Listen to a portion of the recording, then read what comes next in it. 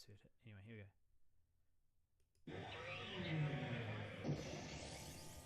Welcome to my latest experiment. This is the big one, the one I've been waiting for all my life. What is it? Try to imagine all life as you know it stopping instantaneously and every molecule in your body exploding at the speed of light. Oh my God. The cream will rise to the top, oh yeah. And I am the voice of the voiceless. And there is no one that does it better. The Guy and Harley podcast, streaming all over your face. Perhaps that was the most important part. Can you dig it? Can you dig it? Can you dig it? Pigville on the internet.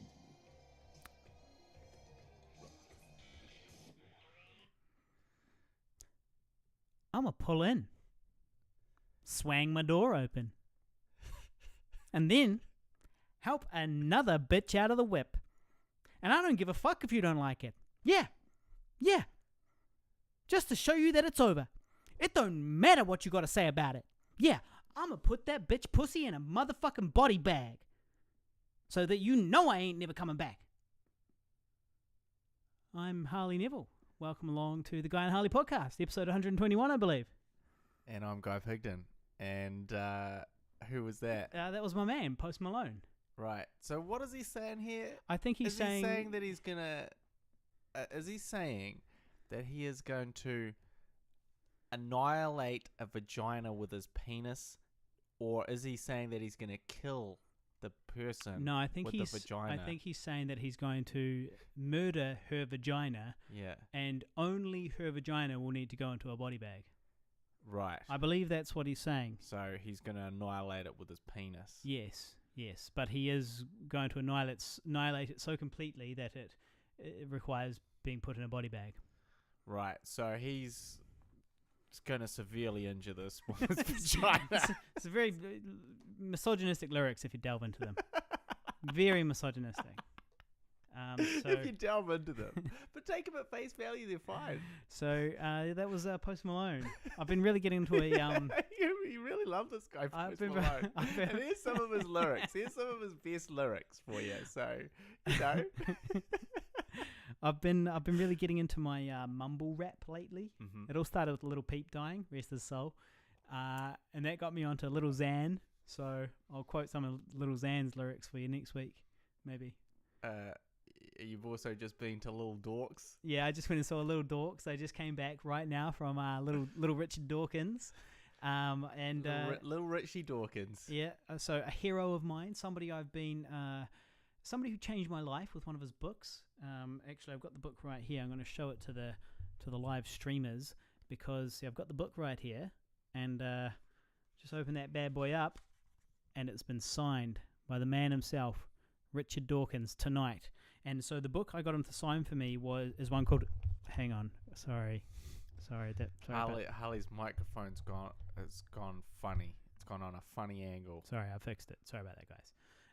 So this book he wrote, A Devil's Chaplain, and I stumbled upon it one night as a young 27-year-old that identified as a Christian, and I stumbled upon this book in the crew library on a cruise ship one night as I sailed the high seas in the Caribbean one time, and I read the back, and I'd never heard of Richard Dawkins, but I was like, oh, evolution, that sounds interesting, and I'd thought it was interesting up until then, and I read it, changed my life, put that book down, never prayed again.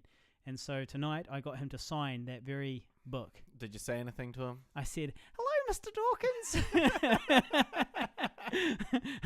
I'm a really big fan. I said, after I finished reading this book, I put it down and I never prayed again. And what did he say? And he was silent for quite a while.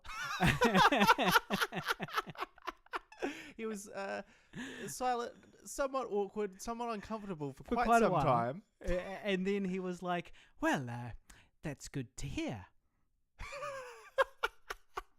Those are the 4 or so words that he spoke to me. And you're like, cool. And I was like, sweet. And then I was like, you're a legend. and sweet. And snuck away. Sweet. Cool. What you doing later today? Just go to bed? Sweet. Me too, probably. You're like 70 something, so I guess you just go to bed. Yes, well, look, I got to say that overall, the show was a Shit. bit of a disappointment. It was a bit of, I mean, Well, they say never meet your heroes. well, like, it was fine, and he would have been fine. Richard Dawkins himself would have been fine. He did seem like quite a frail old man. Yeah. But the real problem You was haven't that probably met peak Richard Dawkins right now. no, exactly. This is Dawkins on the wane. This Well, is this this is- is Lil Dorks. this This is- is not Big Dorks. this This is- is Lil Dorks. Oh, what do you think that's going on just there? Oh, I don't know, mate. Why does mine look way different to yours? I can't tell you. Oh, fuck. We're gonna pause it. Look at that. Yep, we're gonna have to pause it. Oh no, some good shit in there. What happened? Oh, we might be okay from here.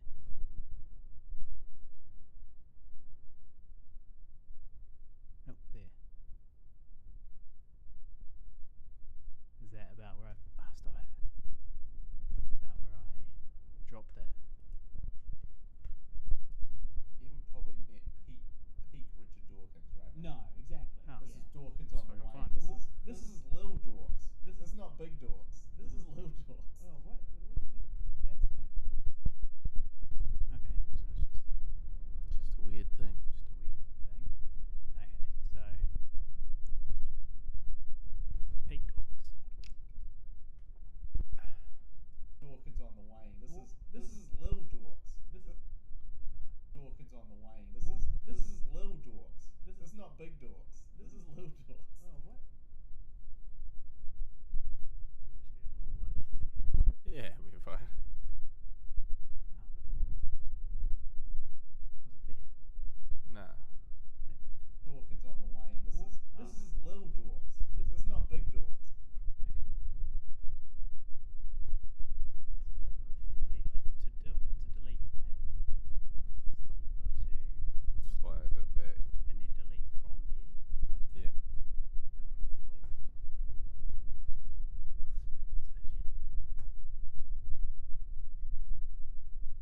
Lil Dorks. Oh, what? What do you think? This is Lil Dorks. This is Lil Dorks. No.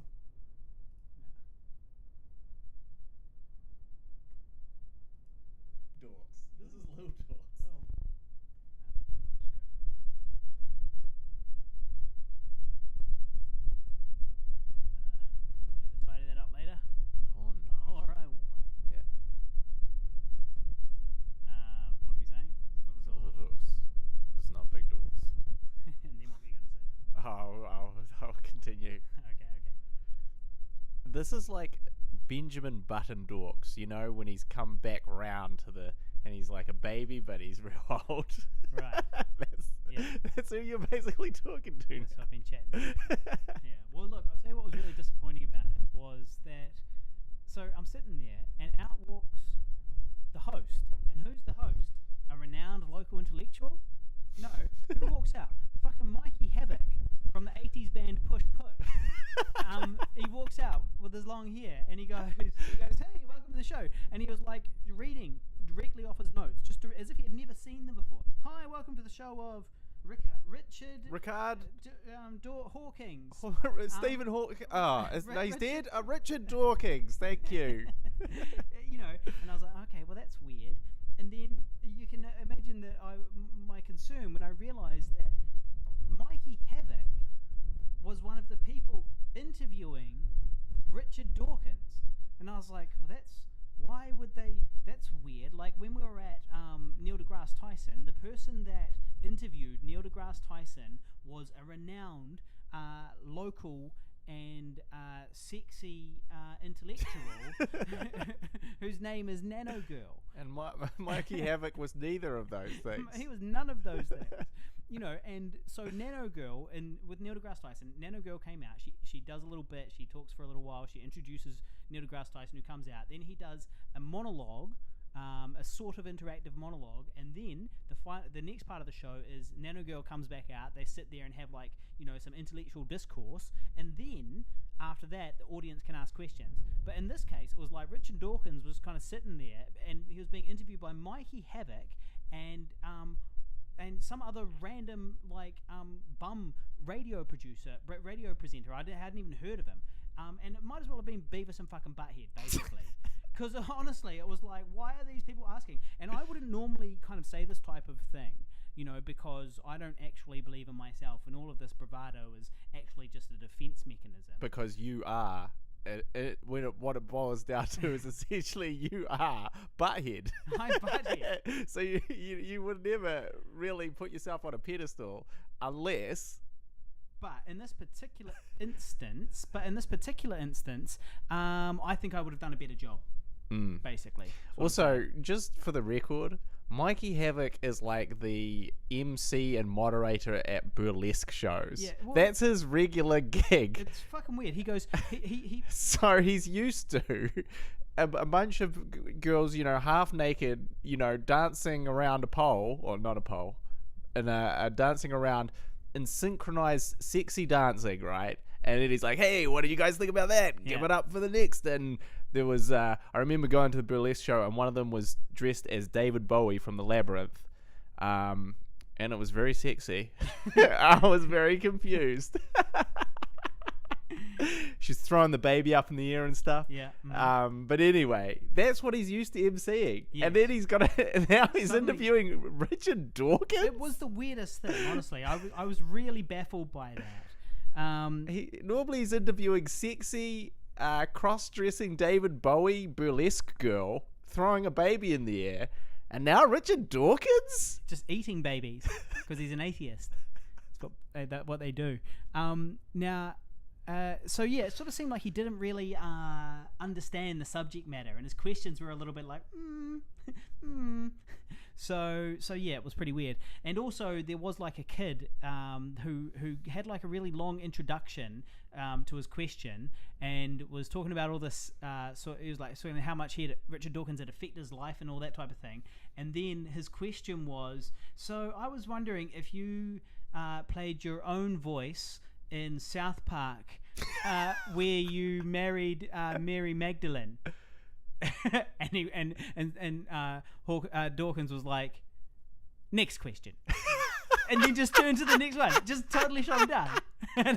That's great. Yeah, that's great, because he didn't. That wasn't him. No, obviously it wouldn't have been.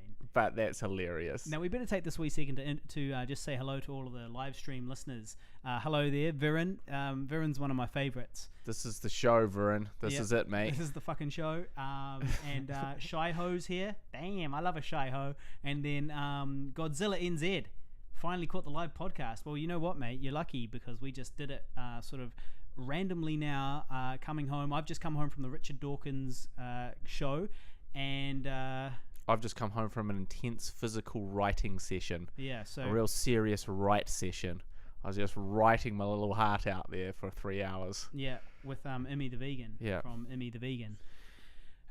Yeah, so shout out to those dudes on the live cast. So yeah, anyway, then I got recognised, so that was nice. I got recognised by my intellectual peers. Somebody goes, "Oh, Harvey Neville, is it?"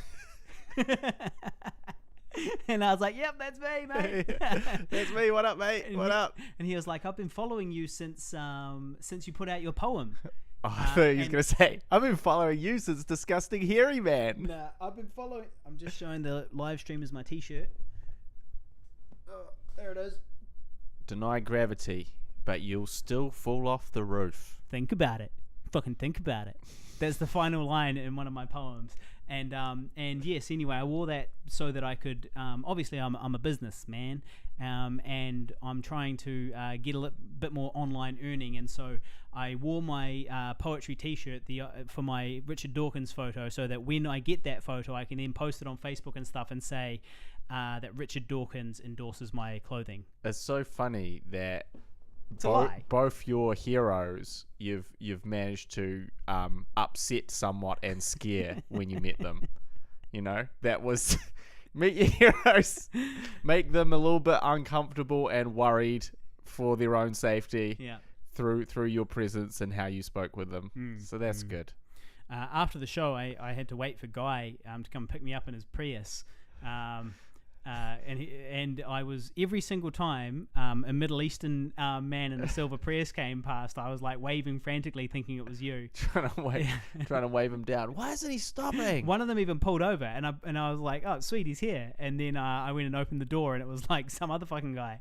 But then I saw a guy coming because I saw his glorious mullet just being silhouetted in the street lights. So if you want to see Guy's glorious mullet, you should tune into the live stream on Twitch. Search Pigville, and you'll find us. You'll find this mullet is quite operational when your friends arrive. Random Star Wars Yes. Death Star quote that you Yes. just add mullet instead. Sure, it works. Oh, for me. Yeah. I'm sure. So the other day I got an email asking about getting a room in our flat. Now the thing is, we're not actually looking for a room. This is one of my publicity stunts, my traffic stunts, is I've got an ad on a buy, sell and exchange website, and I put the ad up saying we've got a room, and we did have a room at the time, but I wrote like a poem and I made it kind of funny, and I added a link linking to the behind the scenes of I Survived a Zombie Holocaust, which was our first feature film. And it's kind of just a way to get people to click through. These people are looking for a room. Oh, this is them. I'll click on their link, and they click on the link. I get a view, right? So we've had like 20-something thousand views on the ad now, because that's how long this stunt has been going on. And anyway, one of them emailed me the other day saying like, would you? All right. So Dirtbug says, "Hi there. Would you consider a 25-year-old full-time student with a dog? Thanks." It's like, no, that's going to be a no from me, Dirtbug. That's a hard no. That's a hard no. Dirtbug. Dirtbug. 25-year-old with a fucking dog. Get the fuck out of here. Cool Dirtbug. Cool Dirtbug. And also, we're dog lovers, so we say that with all due respect. Yeah. That's not going to get you a flat, mate. So just a little tip. Just a little tip. Look, so this is a filmmaking podcast. It's a podcast about our lives. And so I've got some big news, a big update on Operation Go Pro. You've only been talking about it for 6 months. Oh, probably longer. I mean, Operation Go Pro was initiated when I thought I was moving to LA with my ex. And, one of the things about moving Hold to up, LA... hold up. Your ex, Angie? Yeah. There it is. There it is. I just had to get you to break. I just had to get you to break down in emotional despair for a second there. So yeah, with my ex Angie. Yeah. And I was moving there and to pursue my dreams and my love.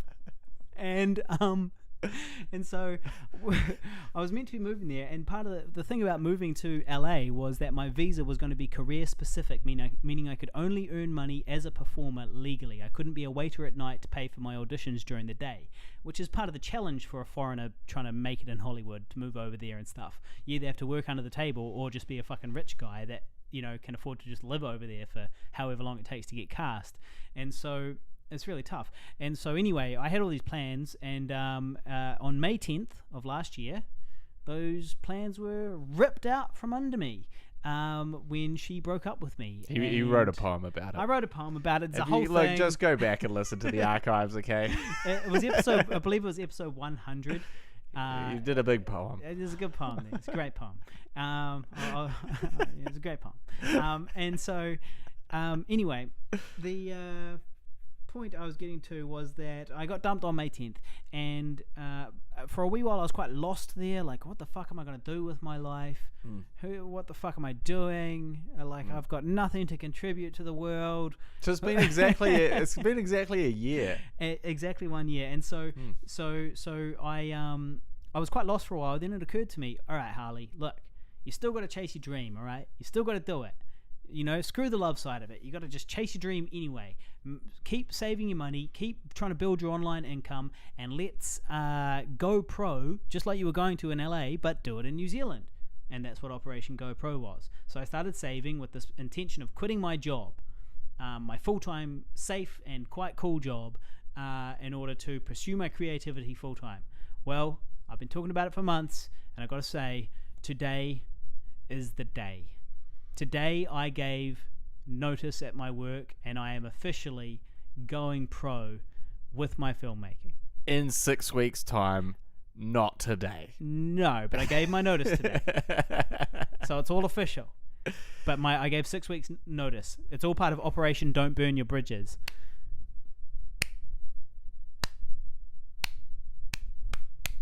There's a slow clap for anyone on the podcast that's not viewing on live stream, which is...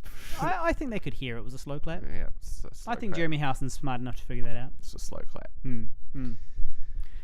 So yeah, that happened today. I gave my notice today. It was quite a big deal. I mean, it was a comfortable job putting graphics on live broadcast television, and it's cool. But basically, what it came down to was I felt like my creative career was stagnating, and I felt like my broadcasting career was stagnating as well. And so I was like, I need a kick in the fucking pants. Got to get that hunger back. Got to give in the notice and just fucking, scream out to the universe and see if it answers. And so that's what I'm currently doing, screaming out to the fucking universe. Please help me. Help me out. Somebody, please. I've made a horrible mistake. Universe.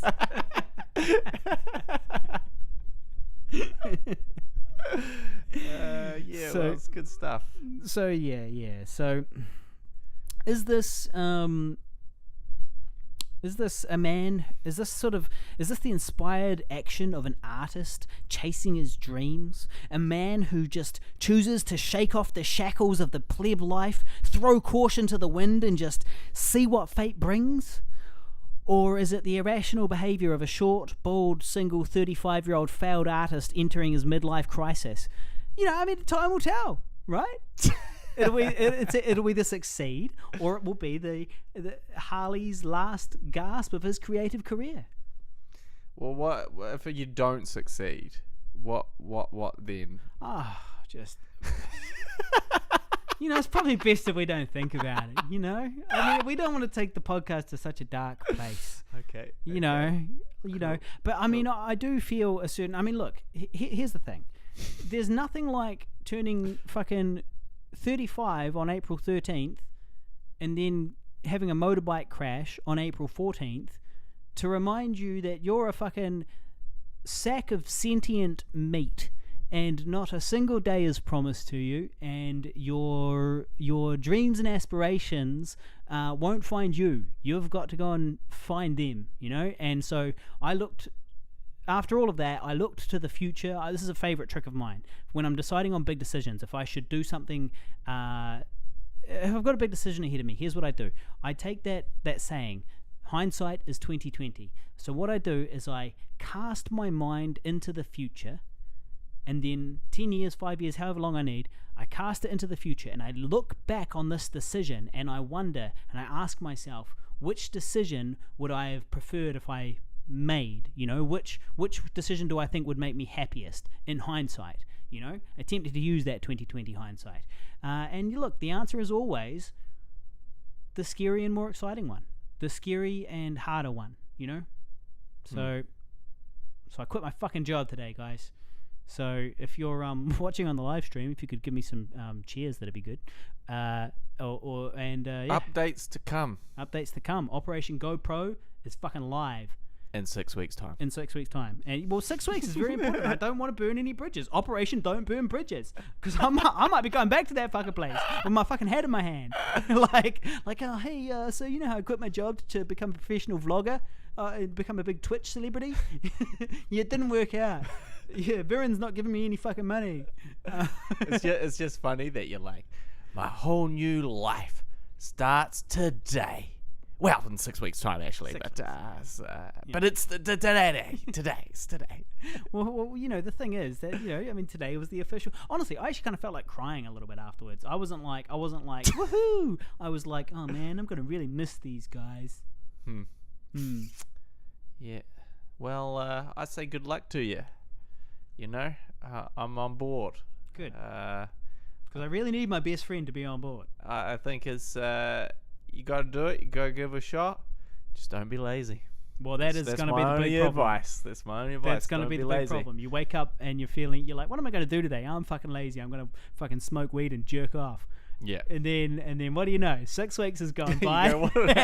6 months. 6 months has gone by. I'm out of money and I ain't done shit. And I haven't done shit. But I did smoke a lot of weed and jerk off a lot. Or some other piece of advice is embrace all the shitty jobs that you've been avoiding Yeah. within the sphere of our artistic endeavors. Yeah. Yeah. Because they got to be done too. That's the Yeah. thing. You can't do the cool stuff without doing the shit stuff. I think Yeah. that's the listen to you. Your morale is just dropping and dropping with Yeah. each ongoing sentence. Guess you want me to do all that older admin, eh? Yeah. And all that Emmy the vegan admin that's Yeah. coming up. Yeah, that's very important. Mm. But yes, I think that if you, because I do think it's good, it's a great opportunity, it's really good, it's money well spent.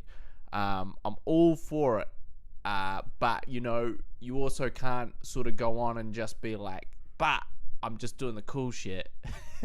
I'm just being a Twitch celebrity and a YouTube hero. You've also got to be like, but I'm doing all these shitty things as well to become that Well, like it's I'm true. All the there's a lot of admin associated with all of, like, even just being a YouTube hero or a Twitch celebrity. There's a lot of admin associated with that. yeah, Got to be done. and you just gotta bite the bullet. So don't do anything by half measures. Because also like that's the thing we've sort of been talking about, like doing small content and stuff, and that's really gonna be on you to drive that.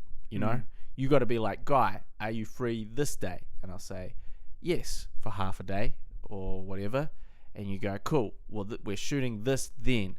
And then I'm doing everything else to get it ready, to get it prepped. And then I'm getting it out. The end. I see. Because, I've still got to go on with my normal life. Mm.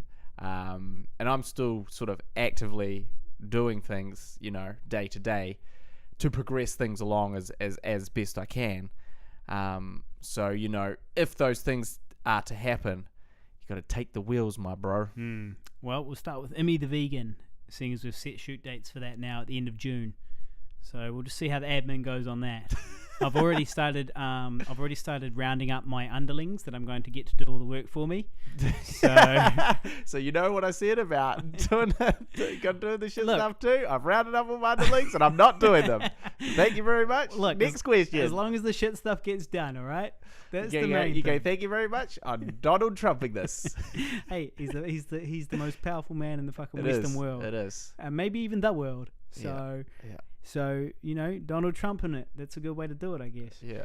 Godzilla NZ says on the live stream, well done, no more working for the man. Good, thank you, mate, I appreciate that. He also says smoking weed and jacking off isn't going to make season 2 of the project. Well, that's fucking true, It's actually. a very good point. It's true. Luckily, it's Guy doing the writing on that one. So, he doesn't smoke weed. Yeah. Just jacks off. Yeah. I only jerk off. And to be honest, not much of that anymore either. Yeah. I've got a girlfriend now. He's got a girlfriend. So Lucky. she helps me with that. Oh, lucky.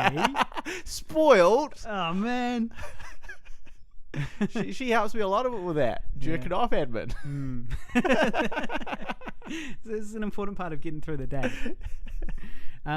Hey, look, there was also a confirmed case of Baldism recently. Oh, really? Yeah. I'm afraid I gotta. It always disheartens me to say that this exists. Its ugly head, so to speak. Exactly, and that it exists in our society still. This ism, the most ugly ism of all the isms, baldism, whereby bald men don't get the same opportunities as fully follicle rich men might. People look down. Yeah, they look down on us. nose, Yeah. Well, I was on the shortlist for a commercial a little while back. Yeah. And it was down to me and one other. I was on hold, which is the shortlist. It was down to me and one other, and the director wanted me based on my performance. The casting people wanted me based on my performance, and the client went with somebody else. I looked up that ad. Who did I see? A man with a fucking full head of hair. That's who. And it's the only explanation, really, isn't it? Oh, yeah. Nothing to do with talent. I mean, the director wanted me. What's the difference between me and the other guy? No fucking hair. Yeah. So There's a bit of that in the project, actually. Yeah, a bit of Baldism. I don't get cast in the project season. No. You don't use me in the project because I'm too bald. No, more. We speak to that. We speak to that in the project season too. Or at least at this stage, anyway. And then my so far writings of it. Right. So yeah. Well, look. Speaking of here, I was on the short list for a commercial myself, and it was for a guy with a mullet, and I thought, this is it.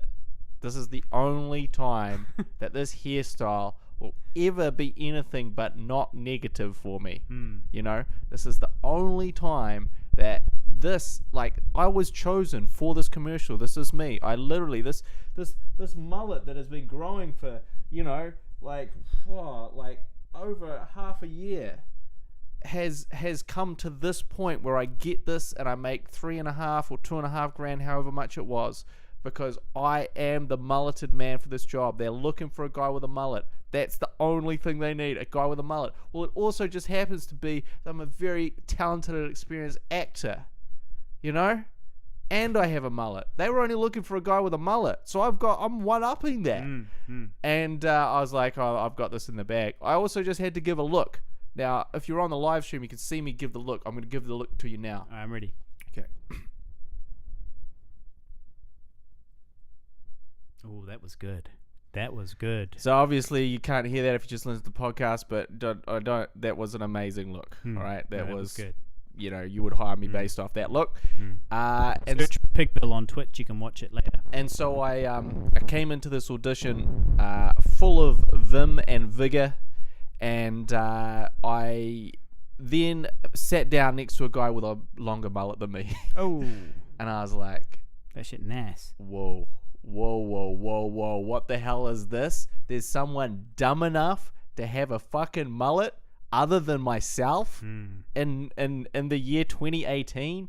This don't seem right, man. This don't seem right at all. So I was already a little bit shaken. I was a little bit thrown by this guy's mullet. It was just longer. It was just lengthier, you know? And he had it more short on the sides. He'd really committed even more than myself. I haven't. I've committed to the mullet, but I like to keep a bit of length on the sides as well. So I don't want to go full mullet. Like never go full mullet. And so I did this, and yours is more of an 80s wrestler mullet. Yeah, and that's what I'm going for, you know. But well, that's good. Anyway, and I was on hold. I was on the shortlist, and also thought too. I was like, look, if you have 1 in like 100 to 300 for any generic audition, I must have like a 1 in 10. You know? Yeah, because how many other cunts got a mullet? You know, really? And that are gonna be aware of this audition and go to it and blah blah blah. Anyway, I was on the shortlist. Reluctantly, I got an email. Oh, you're off the shortlist. Yay! Thank you. Oh. Congratulations. You're free to go about your day. Thanks. You're free of the prospect of making $3.5 grand for a day's work. They love it when they say that. You're free of that prospect. Sometimes they say you don't have to worry about that anymore. Good news, you've been released. Yeah. So that means you're no longer on hold for that day, which means that you can theoretically book something else for that day. And if you're an incredibly successful actor, then you might be like, phew, I don't have to do that $3.5 grand ad. I can do this $5 grand ad.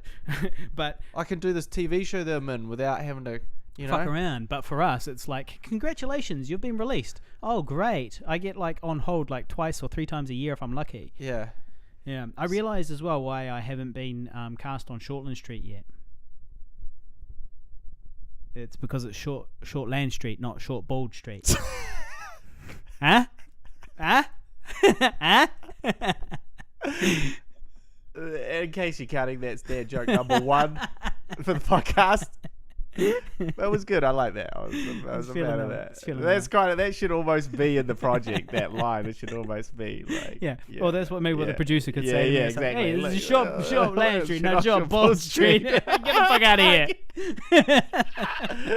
Yeah, I can see that. Well, write it down, mate. Fucking write it down. See, I'm the muse. Yeah.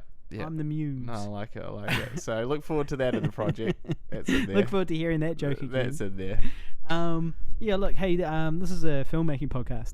That's a podcast about our lives. Yeah, well, one of the things that I didn't actually mention in the show last week was that I did have the motorcycle accident, which I referred to just before. So on the day after my birthday, I was riding to work on my motorbike when an ambulance came out of the hospital. The irony. An ambulance came out of the hospital, but not in a rush. It wasn't rushing to get anywhere. It was just going somewhere. And so they came out of the hospital, and I was coming down the hill, and it had been wet, and there was roadworks as well. So it was a 2-lane road normally, but it had been squished down into a 1-lane road, and it was like wet, and that slick kind of like it's had a light rain on some like oily concrete type slick, and so I'm going downhill. But anyway, I was going slowly because of all of those reasons, and I was wearing my high vis and all that stuff, and the ambulance starts coming out of the driveway of the hospital, and so I start slowing down, defensively, and that was good. That was a good thing to do. And then he stopped, and I was like, sweet, cool, he's seen me, because the passenger could see me and I could see the passenger. And so he had stopped. He'd come out sort of half onto the road on his side of the lane, and stopped, and he had seen me, or so I thought. And so I kept going, and then he started going again, and then I had no choice but to slam on my brakes, well, slam them on as kind of gently as I could, but it didn't matter anyway, because as soon as I put on the brakes, I just started sliding sideways, and then I got flung onto the concrete, like a fucking sack of sentient meat, as I said, sack of sentient meat. And I was lucky; my gear protected me. All of my gear protected me all the way. And I've got a big old graze on my helmet, and it's all covered by insurance. But I tell you what, it's just a shitty and annoying reminder of your mortality, isn't it? That type of business. Yeah. Second crash. I've had 2 crashes in 3 years now, and neither of them were my fault. And in both cases, I really couldn't have done much better. Like the first time, I could have done better. I could have been driving more defensively. But it was 100% not my fault, but I could have been more prepared. And then I had that crash, and then that made me a way more conservative rider on my motorbike, because I was like, fuck this, like these other people are fucking lunatics.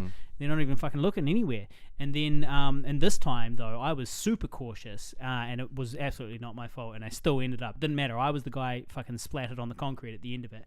And the good thing was though, they grabbed me and chucked me immediately into the back, and gave me some meds, and gave me the old once over.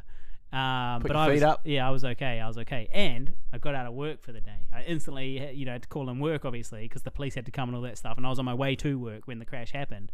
Got the day off, so that was a month ago, and I still haven't got my motorbike back. It's still in the shop, so I've been Ubering every day, but totally worth it. Totally worth it for that day. Day off. Now, hopefully the insurance is covering the Uber as well.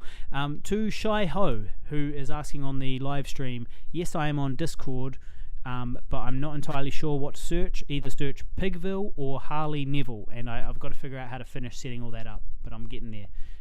So yes, Shy Ho, beautiful name. I am on Discord. Beautiful name. Yeah, so what else we got? Well, I mean, I don't really have anything to contribute because I didn't prepare anything for the show. I do have some notes on my phone, which is not in this room with me.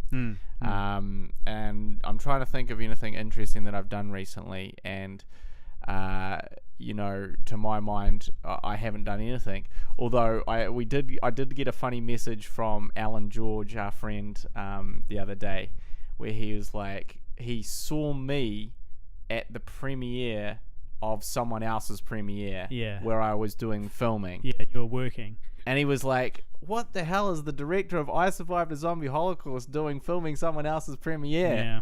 And I said, this is the inevitable life cycle of the indie filmmaker, mate. Yeah. And he was like, it's crazy. You're filming other people's premieres and driving Uber. The world is fucked, or something like that.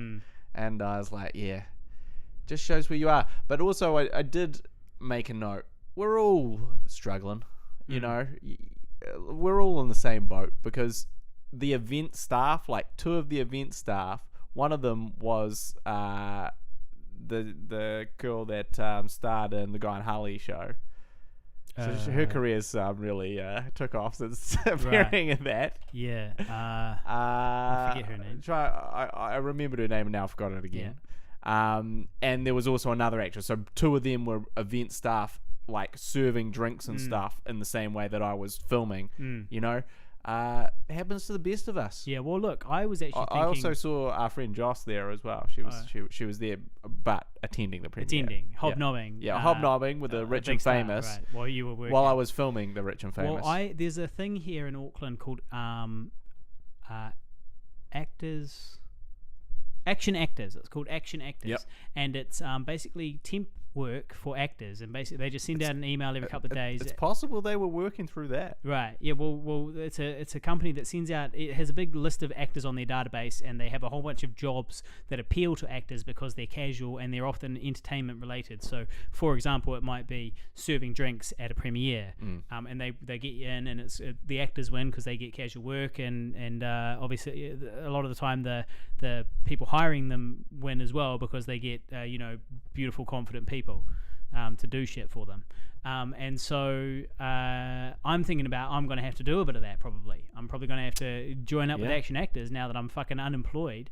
Nothing like eating a big old slice of humble pie. Yeah, so that's what I'll be doing when I'm serving some fucking drinks because through Action Actors. Jamming it down your mouth and just at some choking event. and gagging and really wanting to spit it out, but you just gotta swallow. You just gotta swallow it right down. Oh yes, please. Thank you, sir. Can I have some more? Well, at least you were filming, so yours was kind of 1 degree away. 1 degree away. It wasn't as bad as serving the fucking canapes. But I definitely do have that, and obviously I'm not really connected to this normally, so I'm not so aware of it. But now that I do this, and actually I really enjoy that job. Like, I enjoy that videography work. It's like quite fun and interesting, and you go to these cool things.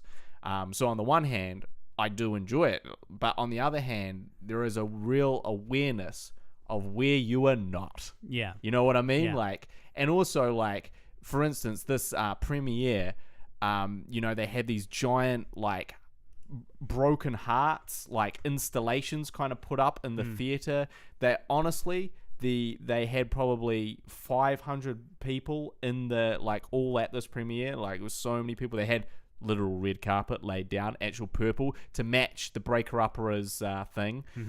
It was run by the same publicist. That's the name of the movie, The Breaker Upperas. Yep. It was run by the same publicist that did I Survived a Zombie Holocaust. 818 Entertainment. Entertainment. But instead there was also like this side section where it was like this elevated stage where all the stars got up and spoke in front of 4 different media companies, doing interviews, doing promo work, and then they get off and go mingle. Free drinks, all these crazy like food that's kind of dressed up Breaker Uppery, with pinks and all sorts of stuff in there. They had they freaking had a guy playing a trumpet. They hired a guy to play a trumpet. It was a saxophone. Whatever. Same shit. And then also some like super like swish DJ, that like with a super sparkly outfit, right? Beautiful, super successful DJ. I know this DJ has like been like a million well-to-do things.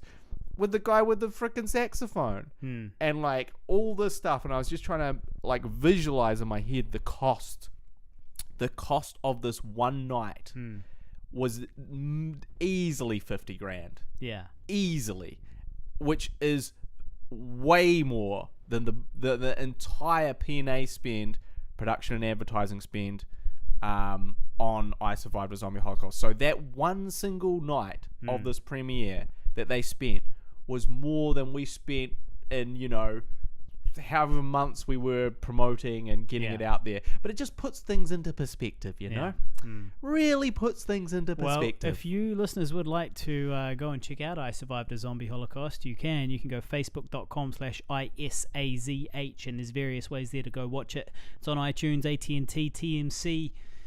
Also, if you want all the rest of them, just your favorite one, iTunes, it's all there. So go do that. Otherwise, you can buy one off me, and that helps me with Operation GoPro. And all you got to do is go facebook.com/ISAZH, and there's a link there to buy a signed copy. You buy that, we ship worldwide. We'll ship that shit to you. So yeah, it's just a instead of like being reminded of this every now and again when you read the trades, you read all the people doing the deals and making the films, I'm now reminded on a Intimate level. On an intimate twice a week basis. But if you want to see the premiere that I'm talking about, you can check it out on Red Carpet TV. If you search Red Carpet TV on TVNZ On Demand, you'll see the latest one, which has that premiere, which I filmed. Guys work. Now, this weekend, Guy and I are both acting in a 48-hour film, which is the 48-hour film festival is a annual festival where a short film has to be written, shot and edited all within 48 hours over the weekend. And it's as a filmmaker, I wouldn't personally like to do it. It seems very stressful to rush a film, but it's horrible. But as an actor, it's a great opportunity once a year to get in front of an audience, because scoff lollies and hit on extras, which is your MO. Is my MO, yeah. Yeah. And so I and do some acting too, of course, sometimes in between scoffing lollies and hitting on the extras. And acting like a big shot. I actually forgot to mention that. That's the three key things for Harley never on set to hit your just like walk around like a big shot, scoffing lollies and flirting with the extras. Right, yeah. Well, look, that all seems fair. No, so the thing I was saying anyway was 48-hour film festival is a great opportunity for an actor, because you no matter, even if you're in a bad film, as long as it gets submitted, you still get a screening in a cinema in front of an audience, because they screen all the heats. And if you team up with a good team, then hopefully you make it further. And if you make it into the finals, then you get seen by all of the glitterati of the New Zealand filmmaking scene, because a lot of big filmmakers, well, not big, but movers and shakers do enter this competition. It's got great prizes, great publicity, and all the rest of it. So as an actor, it's a great thing to be involved with, and I've been involved like every year I can be, basically. So yeah, this year anyway, Guy and I are in the same team, so that's pretty exciting. So it'll be a Pigville tinted 48-hour film fest. Now, my dream is that we are somehow we play buddy cops in it. Yeah. Or something along those lines. Well, I had a bit of a beard yesterday, and I didn't want to shave it because I was like, you've got a big beard, maybe if I've got a beard we can be cast as some sort of funny fucking bearded duo, the Beard Brothers. Yeah, something like that. But then I was like, well, Richard Dawkins might not like my beard, so I better trim it down. So I trimmed it down for Dawkins. For little dorks. What he didn't like was your personality. Yeah. That's what he did not respond to. No. He didn't say anything about my t-shirt. Didn't mention the beard or the t-shirt. No. But I am going to say in Facebook that he said my t-shirt was cool. And then I'm going to post the link so those suckers can buy one. Oh, that's good stuff. That's why I fucking bought it, man. It's the same as what I did with Neil deGrasse Tyson. What, you think he really said my t-shirt was cool? He said, you know what Neil deGrasse Tyson said? I was wearing a Voyager t-shirt, which is a spacecraft. The furthest away man-made object from us right now is the Voyager spacecraft. And I was wearing a Voyager t-shirt, and he did not say it was cool, but my Facebook post said he said it was cool. In reality, what he said was, "Oh, Voyager." He commented on what it was. He stated what it was, but he did not offer an opinion on it. But on Facebook, he said it was cool, and I little behind the scenes posted the link for you podcast listeners. Harley's a fucking liar. I little podcast treat for you guys to know. Look, I'm very honest with the Sifty 150. I feel that the Sifty 150 listeners deserve honesty. Unlike the Facebook people that don't listen. Yeah. Fuck them. Fuck those guys. Yeah. Unless you've just clicked in, through. In which case I don't mean you. In which case, thank you. Thank you. And I had some other filmmaking something to say. 48 hour. Well, yeah. I mean, I'm just hoping that we get to do something cool and funny, and that we don't, or particularly me, because I think that you're much more likely to be a main character than me, but I don't wait around for 15 hours to come in and go, "What you doing there, bud?" Yeah. Well, that might happen. And you go, "Well, I'm blah blah blah." Cool. Yeah. Well, look, last year, Exposition. Guy exposition. I was on set last year during the 48-hour film festival for 19 hours, which is the longest shoot I've ever done. I've never been on a set for 19 hours. That beat the I record, Survived the a Zombie current Holocaust. 18 of I Survived a Zombie Holocaust. Yeah, 19 hours. Couldn't believe it. And I think actually you weren't on set for 18. No, You may have left I left early yeah. because we